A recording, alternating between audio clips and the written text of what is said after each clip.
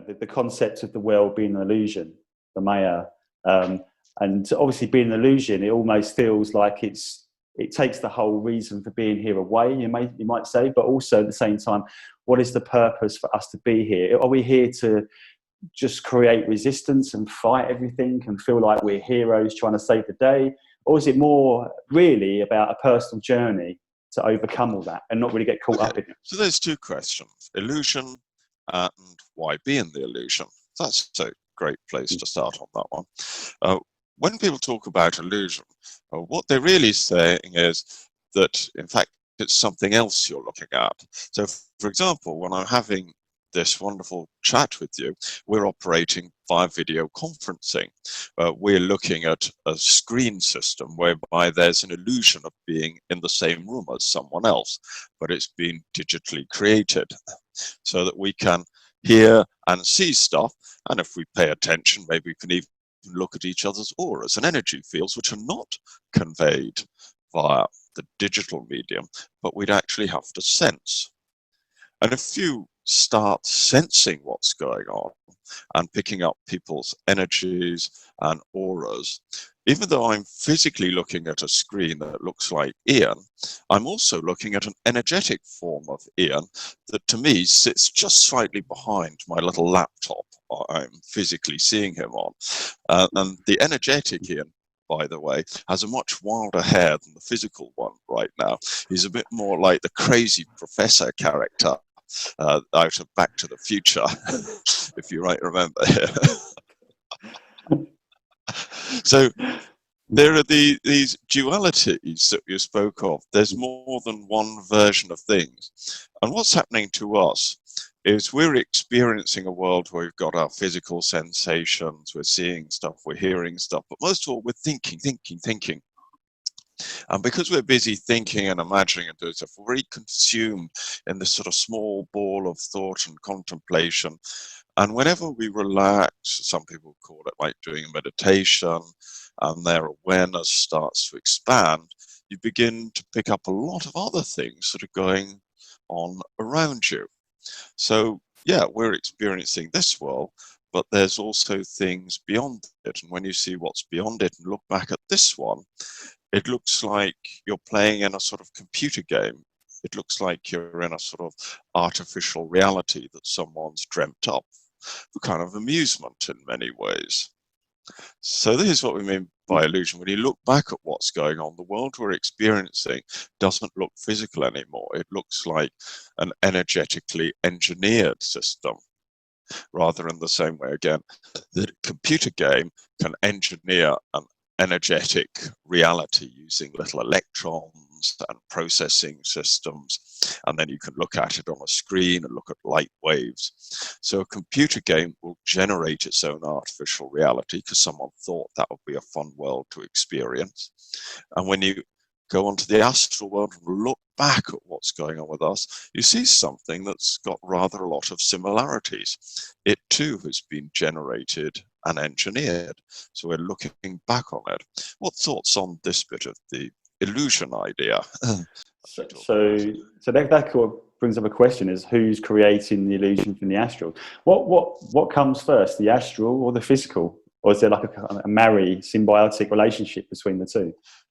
Well, when you go hunting for this, you'd actually get to the point of the astral would come before the physical, in that our physical world is an aspect, a little zone within the astral world. And the astral world seems to have been generated from a point of singularity or tiny, tiny oneness that somehow created the illusion of expanding itself to an enormous size. So that's what you'll tend to find. There's a sort of tiny little sort of oneness thing, but it's made itself look very big. And so we see this sort of huge astral world. People call that like a spirit world. It would include places like human heavens. And within this whole thing, there are illusory worlds created, such as the Earth illusion, or simulation of what an Earth would be like were it actually real and physical. I see. So the Earth really is just an idea, a pretend notion that what would an Earth-like planet be like if it was real and these people really did exist? That's it. Are you enjoying the ride? Yes. So that means we sort of come in to it's all like a holiday in a sense. Then we come in to have a little play, to let our hair down and experience what it'd be like to be these people.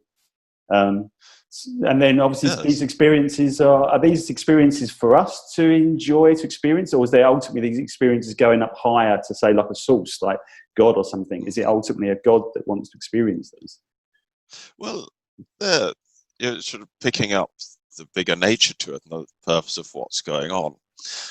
When you do go looking to what we are, you find there is an energetic presence, and it's all wonderful and full of unconditional love, and it's really nice, but it's a bit boring as well. And after a few seconds of looking at all this wonder, you tend to get a bit bored of it and say, I want to have a bit of fun. What can we play with? Because the real one of us seems to be a highly creative entity, loves creating stuff, loves doing things, trying stuff out.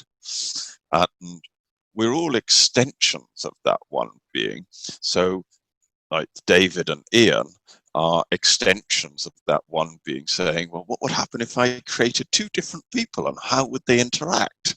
What would they do? And then David and Ian sit there and they send a feedback back to their creator that mostly looks like, I'm caught in the illusion and I have a hard life a lot of the time. I have to get from one place, I have to go to another place, people nice to me or not nice to me. And most of the time, these beings are sending back a feedback of, I'm caught in an illusion. But now and again, they notice what's going on, and they look back at what's created them and are able to describe it, and if anything, admire the genius of what you really are.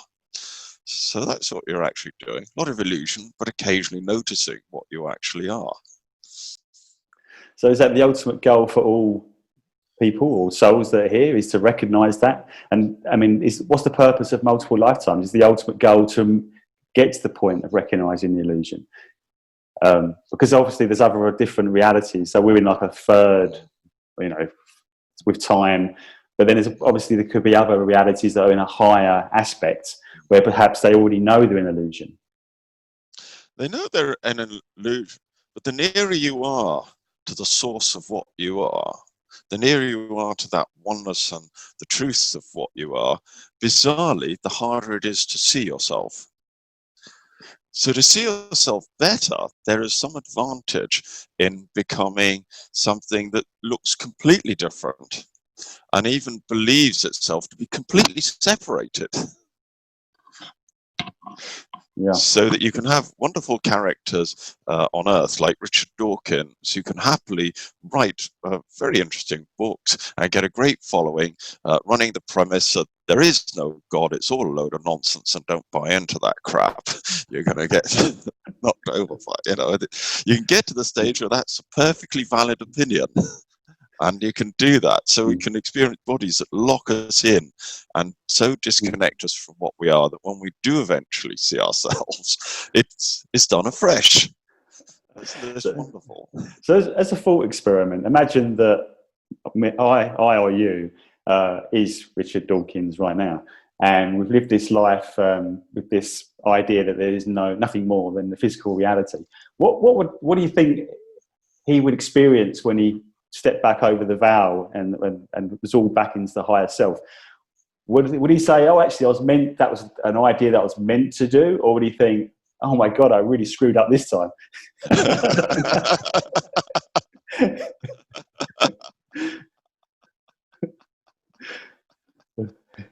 Well, we can speculate here for a moment, based upon where others have gone before us. And I could say, and in some of my early work, I did more book reading on this. I did a bit of research. I don't do it that way so much now. I do a lot of just first-hand exploration. But in the early book reading, with a little book from someone who'd gone to the heavens and had gone, the kind of, oh dear, I think I might have sort of messed up here.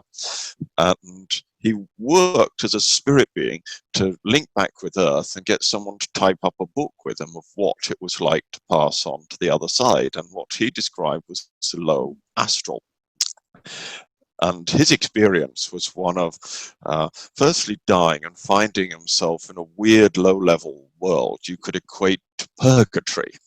And eventually some guiding spirits managed to come and rescue him and grab him by the scruff of the neck and drag him out of what equated to a sort of swamp world with strange lower spirit forms teasing him. And they took him to a sort of human-like city.